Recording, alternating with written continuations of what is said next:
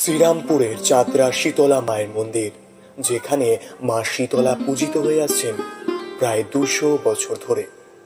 আগের ভিডিওতে বলেছি, চাতরায় একবার গুটি বসন্তের প্রকোপ দেখা দিয়েছিল। তখন সাধক রামদাস মহাশয় মা শীতলার আরাধনা শুরু করেন এবং এও শোনা যায় তিনি স্বপ্নাদেশ পেয়েছিলেন। এরপর সেই পুজোতে মা সন্তুষ্ট হলে মহামারীর কবল থেকে চাতরাবাসী মুক্তি পায়। সেই থেকেই পূজিত হয়ে আসছেন চাতরার রানী মা। এছাড়াও সেই পুজো উপলক্ষে মেলা বসে, সেজে ওঠে গোটা চাতরা সহ চাতরাবাসীর মন।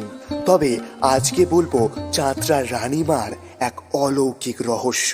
বহু বছর আগের কথা, তখন চাতরায় এত জনবসতি ছিল না। এক ছেলে ভোর রাত্রে উঠে চলেছে গঙ্গার পাড়ে।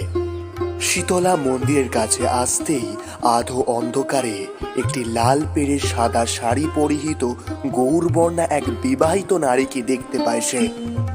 সেই মহিলাটি ইতস্তত ভাবে ঘোরাঘুরি করছিল। জেলে সেই মহিলার কাছে আসতেই বুঝতে পারেন তিনি এক ভদ্র ঘরের বউ। জেলে তাকে প্রশ্ন করেন, মা, এত রাত্রে এখানে কেন? উত্তরে সেই মহিলাটি বলেন, আমাকে একটু ওপারে পৌঁছে দেবেন? কথা না বাড়িয়েই জেলে এবং সেই মহিলা গঙ্গার দিকে রওনা দেয়।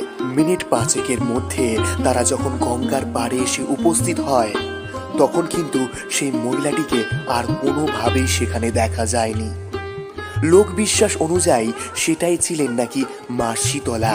শুধু একটা নয়, এরকম আরো অনেক ঘটনা আছে যা দিয়ে প্রমাণ হয় মা স্বয়ং বিরাজ করছেন এই মন্দিরে। চাতরায় দুর্গা ঠাকুরের মতনই সাবেকি বাংলা মুখ দেখা যায় শীতলা মায়ের, এবং 5 দিন ধরে চলে আরাধনা। এই 200 বছরের মেলায় এই 5 দিন চাতরাকে আরো নতুনভাবে সাজিয়ে তোলে প্রত্যেক বছর। সবাইকে জানাই শুভ মহাসপ্তমীর আন্তরিক শুভেচ্ছা ও অভিনন্দন। শীতলেত্তম জগৎ মাতা, শীতলেত্তম জগৎ পিতা, শীতলেত্তম জগৎ ধাত্রী শীতলায় নমঃ।